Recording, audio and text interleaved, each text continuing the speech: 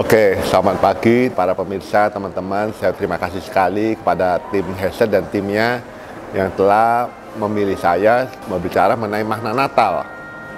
Nah, perkenalkan terlebih dahulu, nama saya Vincent Jaya Saputra. Saya kelahiran 72. Saya sebenarnya barusan saja saya merayakan ulang tahun saya. Jadi pas banget saya dapat hari ini. Nah, saya ini lahir dari Surabaya dan saya seorang pengusaha. Ya, yang juga kebetulan juga dipakai Tuhan untuk berkiprah bukan hanya di gereja, tapi juga berkiprah di berbagai bidang ya, teman-teman ya. Jadi kemudian saya berpikir gini loh, makna Natal ini kan Natal sudah sering kita rayakan, sering kita selebrasi gitu. Cuma kadang-kadang selebrasi ini kan ya mungkin banyak yang tidak tahu atau banyak yang tidak mencari tahu. Sebenarnya Natal menurut Yesus Kristus itu sendiri apa? Saya tuh kepengennya gini teman-teman. Saya tuh pengennya tuh jangan sampai kita merayakan Natal, tapi kita merayakan Natal sesuai dengan paradigma dan versi masing-masing daripada kita gitu. Menurut versi yang gereja kita lakukan, menurut versi daripada kebiasaan tradisi yang kita selama ini laluin.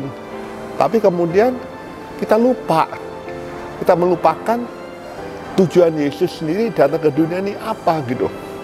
Nah, terus terang ya teman-teman ya, ini sebenarnya waktu saya ini baru dapat pencerahan semacam ini nih, nggak barusan ini aja gitu. Dalam seminggu 2 minggu terakhir ini, pada waktu saya tiap pagi itu kan mendenungin firman Tuhan ya.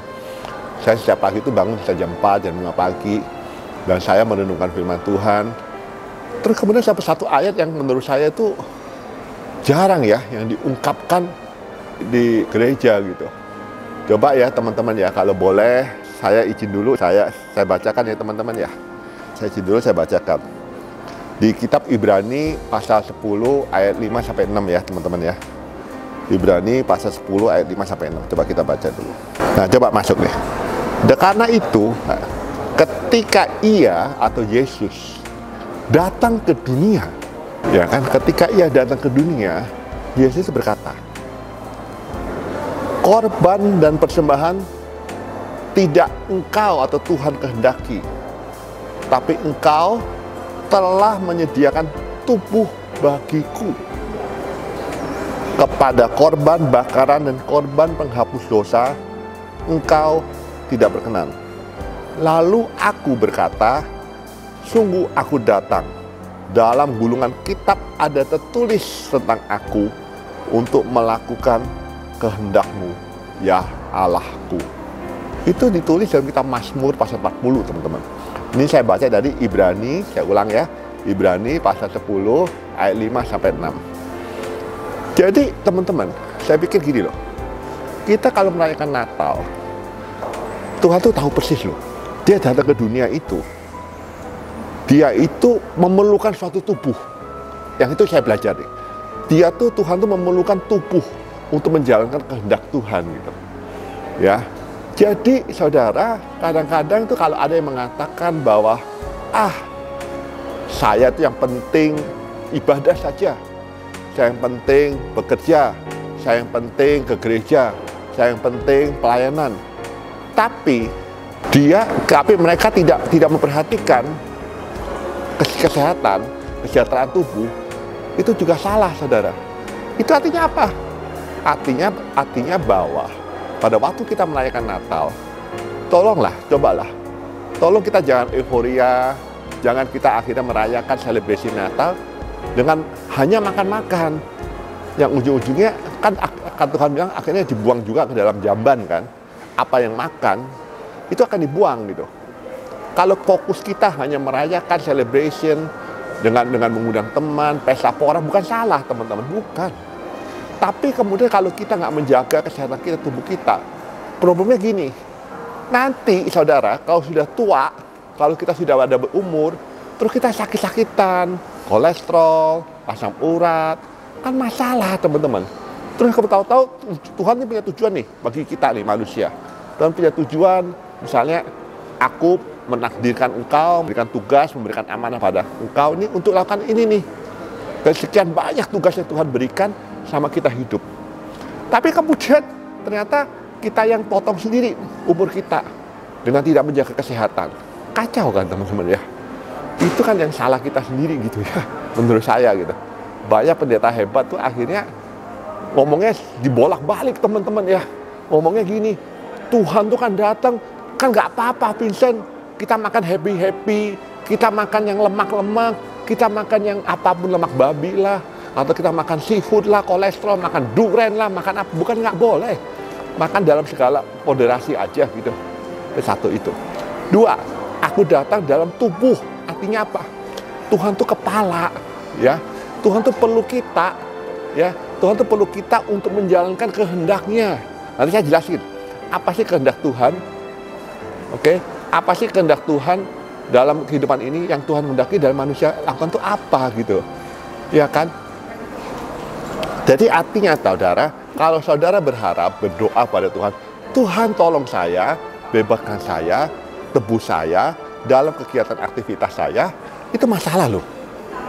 Artinya bahwa kita ini menjadikan Tuhan, maaf kata nih, dukun. Kita berharap Tuhan itu akhirnya jadi Tuhan yang, udahlah saya hanya perlu kamu untuk jawab saya. Gak salah sebenarnya itu kita meminta Tuhan untuk menjawab doa kita. Tapi biarkan Tuhan melakukannya sesuai dengan cara dia sendiri. Ya, saya tuh terus terang ya, saudara ya. Acap kali nih, pada waktu saya berdoa pada Tuhan.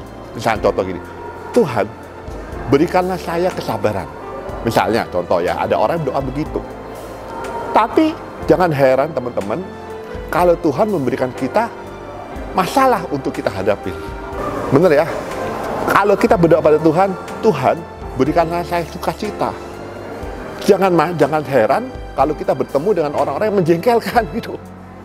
Karena katanya kita mau berikan sukacita, kita ingin supaya belajar, bersabar, tapi kita nggak mau menghadapi masalah. Kita menghendaki Tuhan untuk misalnya untuk bersukacita, tapi kita nggak mau menghadapi masalah.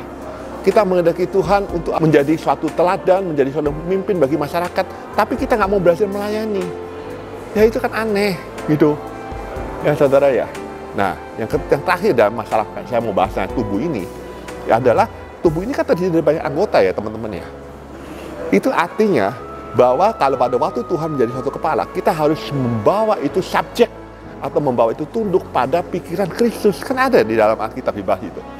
Kalau kita nih anggota-anggota tubuh ini, kita harus sadar fungsi kita apa.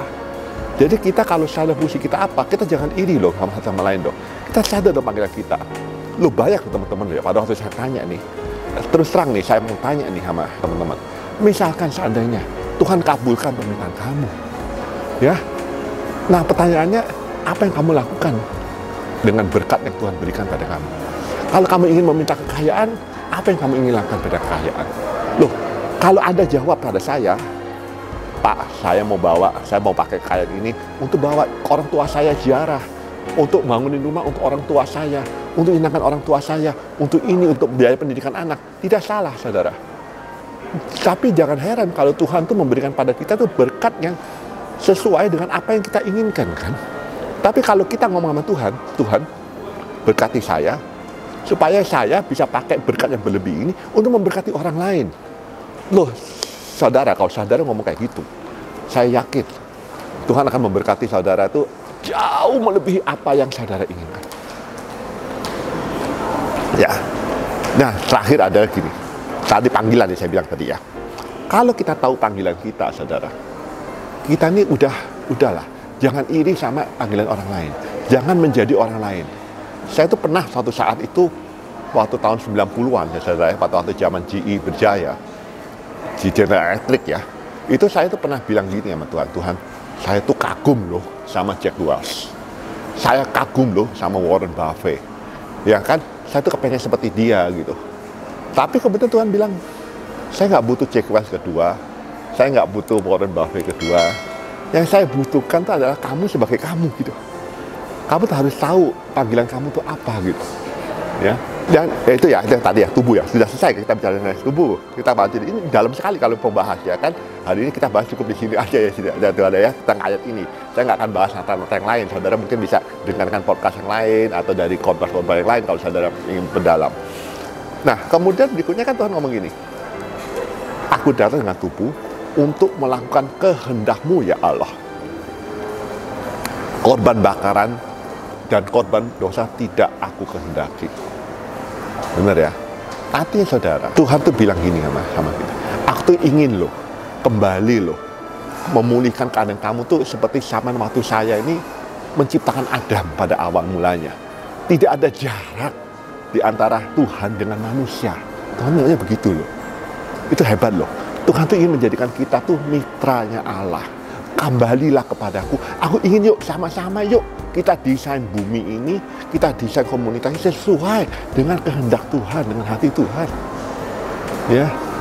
Nah, kemudian kalau kita tahu begitu kan, kalau kita bermitra dengan Tuhan, jalan semua itu menurut saya tuh lebih lancar gitu.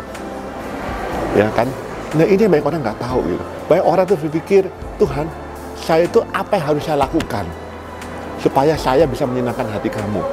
Apa yang saya lakukan? Kalau saya kurang apa nih Tuhan? Apa saya harus zakatnya lebih, atau perpuluhannya lebih, atau saya ingin menyumbang sana, ingin bangun gereja, ingin berbuat apa, ini, itu. Untuk supaya apa? Membeli hatinya Tuhan. Ya kan? Tuhan, saya ini apa yang harus lakukan nih supaya Tuhan bisa berkenan pada hatiku? Tuhan bilang, no need. Nggak perlu. Yang Tuhan perlukan adalah, aku nggak perlu itu. Aku perlu tuh hati kamu loh. Aku perlu tuh tubuh kamu loh. Persembahkanlah tubuhmu sebagai persembahan yang hidup, kudus, dan berkenan. Kan itu. Sesungguhnya itu. Saya tuh nggak tahu kamu tuh makan pohon buah pengetahuan baik dan jahat. Kamu tuh sebenarnya cukup bersekutu dengan saya. Kamu tuh ada buah kehidupan loh. Ada pohon dari buah kehidupan itu loh. Saya tuh pengen kamu makan itu. Jangan kamu tuh pikir-pikir, ini saya lakukan ini berkenan nggak ya? Saya lakukan ini berkenan nggak? Saudara, capek loh. Kalau kita memikirkan selalu hidup kita berkenan nggak? Apa kita ini kudus nggak? Kita akan capek sendiri. Tapi kalau kita sudah menyatu dengan Allah, istilah dalam bahasa Jawa ini yang sering disalahartikan, kalau kita sudah manunggaling Kawula Gusti, istilah Jawanya, itu kita nih hidup ini udah sama Allah, ini udah berdansa dengan Allah, bermitra dengan Allah, sesuai dengan yang Tuhan inginkan pada waktu zaman Adam itu. Benar ya? Itu dia ngomong itu loh. Ya kan? Makanya itu nggak heran saudara, pada waktu Yesus diminta sama para agama, kamu berdiri dong, apa yang kamu ingin sama pada? Maka Yesaya 62 akan kita lihat kan, kita bacain ya. Nah ini loh, yang dia tuh udah tahu persis loh apa yang dia tujuan dia gitu datang ke dunia ini. Nah, Yesaya 61, bukan 62, maaf. Roh Tuhan ada padaku oleh karena Tuhan telah mengurapi aku. Saudara, tiap kita ini punya urapan masing-masing loh. Ya kan? Karena Ia telah mengutus aku untuk menyampaikan kabar baik, Injil kepada orang-orang yang sengsara. Ya. Natal adalah merupakan kabar baik yang membebaskan kita kepada orang-orang yang cemas, orang-orang yang tertekan hidupnya, yang sengsara. Kabar baik itu apa? Tuhan ada, Immanuel, Tuhan itu hadir beserta kita. Yang kedua, dan merawat orang-orang yang remuk hati. Banyak sih sekarang ini orang-orang ya, Natal itu cuma munafik banget, kamuflase, di luar tuh happy, merasa itu suatu tradisi merayakan. Tapi sebenarnya diri mereka itu ada, sebenarnya dalam hati mereka tuh teriak gitu loh. Ada yang kurang itu. Sebenarnya mereka tuh remuk hatinya mereka. Tuhan, aku merasa berdosa banget loh. Aku merasa kayak begini nih, ada yang kurang. Kok kenapa misalnya contoh nih, ada orang bapak, seorang bapak, ini benar cerita benar saudara.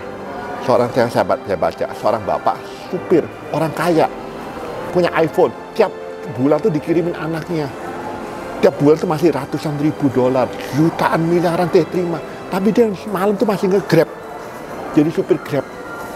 Wah, dia remuk hatinya. Karena selama ini dia mengajarkan anak-anaknya bahwa kamu harus sukses. Kamu harus menjadi kaya. Kamu menjadi orang jangan terhina, jangan harus dipandang. Tapi akhirnya dia merasa gini, karena orang tua ngomong gitu, saya sudah sukses. Jadi dia tuh lupa, gitu loh. Pak, saya ini sibuk. Mereka sudah nggak ada waktu untuk berhubungan dengan orang tua. Sedih loh, saudara. Orang tua itu bisa remuk loh hatinya. Melihatin anak kayak begitu. Dia sukses loh. Anaknya juga sukses. Tapi tidak ada waktu buat keluarga. Sedih. Natal ada suatu menjadi hal yang sepi, sendirian, digegap gempitanya itu. Oke. Yang berikutnya adalah untuk memberitakan pembebasan kepada orang-orang tawanan. Banyak yang tertawan, Mas Yan. Tertawan dalam apa? Tertawan dalam self-image. Tertawan dalam apa? Tertawan dalam hutang. Tertawan dalam apa? Tertawan banyak saudara. Kecanduan. Kecanduan pornografi. Kecanduan apa? Kecanduan makanan. Kalau nggak makan tuh gimana gitu? Kecanduan apa? Kecanduan olahraga. Kecanduan apa? Kecanduan bekerja. Ya kan? Banyak kecanduan kali itu kita bebaskan lah. Injil memberikan kita perspektif yang benar. Natal datang, Tuhan datang untuk membebaskan kita semua ini dari segala tradisi-tradisi dan kebiasaan-kebiasaan itu. Yang berikutnya pada orang-orang yang terkurung, kelepasan dari penjara. Kita ini masih di penjara. Apa sadar saudara? Kita ini saudara masih di penjara oleh keinginan kita, oleh ambisi kita. Ya benar loh saudara. Kita terus terang tuh kita ingin menjadi somebody. Manusia itu inginnya mengontrol segala sesuatunya. Dia nggak mau tuh berserah pada Tuhan tuh. Sulit sekali manusia melakukan hal itu. Ya. Terus kemudian untuk memberitakan tahun rahmat Allah Tuhan. Ya, memberitakan tahun rahmat Tuhan dan hari pembalasan Allah kita. Oke. Nah, untuk menghibur semua orang berkabung, untuk mengaruniakan kepada mereka perhiasan kepala ganti abu, minyak untuk pesta ganti kaun kabung, dan pujian kepada semuanya yang pudar, supaya orang menyebutkan mereka pohon terbantin kebenaran, tanaman Tuhan untuk memperlihatkan keagungannya. Itu lengkapnya. Kan saya mau kata-kata yang terakhirnya adalah dari hari pembalasan Allah kita. Banyak orang berpikir pembalasan itu ada penghukuman. Pembalasan itu seharusnya ada dua sisi. Sama seperti satu sisi itu ada dua mata koin, sisi muka dan sisi belakang. Maka pembalasan di sini itu kalau menurut saya itu juga ada dua arti. Pembalasan kepada orang benar dan pembalasan kepada orang fasik. Iya kan? Jadi kita ini jangan takut kalau bilang, oh, ada hari pembalasan Tuhan telah tiba. No need to worry, kita nggak perlu khawatir hal itu. Pembalasan hari pembalasan Tuhan itu kita tuh menerima hadiah daripada Allah. Hai hambaku yang baik dan benar, marilah. Karena kamu telah setia melakukan kehendakku, mari nikmati sukacita bersama-sama kami. Mari kita, ayo, hidangan yang jamuan yang aku sediakan ini loh. Aku telah menemukan kamu di lapangan yang tempat yang luas loh, lapang loh, di tengah-tengah masalah-masalah kehimpitan. Itu yang Tuhan hendaki, saudara. Pembalasan itu yang untuk orang benar. Memang kita sering dengar pembalasan orang fasik, tapi itu haknya Tuhan, bukan haknya manusia. Loh saudara ya, saya percaya, saya tuh cuma mau bersaksi sedikit. Banyak orang yang menjolimi saya, itu banyak. Dan mereka tuh rata-rata dibalas oleh Tuhan. Kenapa Tuhan bilang pembalasan itu hakku? Karena kalau manusia yang balas, itu akan melebihi daripada takarannya gitu. Nggak adil saudara. Dan kita juga akhirnya nggak sejahtera juga. Kita nggak damai juga. Yang tugas manusia itu mengampuni, bukan membalas. Tuhan, biar Tuhan yang memakai hari pembalasan Tuhan. Tuhan itu pembalas, tapi dengan rahmat. Nah itu loh bedanya. Kalau kita membalas dengan dendam, kalau Tuhan membalas dengan rahmat. Dia tidak menghendaki setiap orang binasa, melainkan beroleh hidup yang kekal. Benar ya saudara ya? Jadi pada hari ini, bahagia ini, hari Natal ini, saya sendiri menghimbau pada teman-teman ya. Yuk, kita rayakan Natal ya, kembali ke makna Natal, kembali kepada apa yang Tuhan kehendaki, pada tujuannya Tuhan itu datang ke dunia ini itu, saudara. Ya, jangan tergoda atau menyimpang dari distracted gitu, dan jangan terdistracted dengan cerita yang kita dengar. Kita melupakan makna Natal sesungguhnya. Oke gitu ya teman-teman ya. Makasih. Selamat merayakan hari Natal atau Tahun Baru.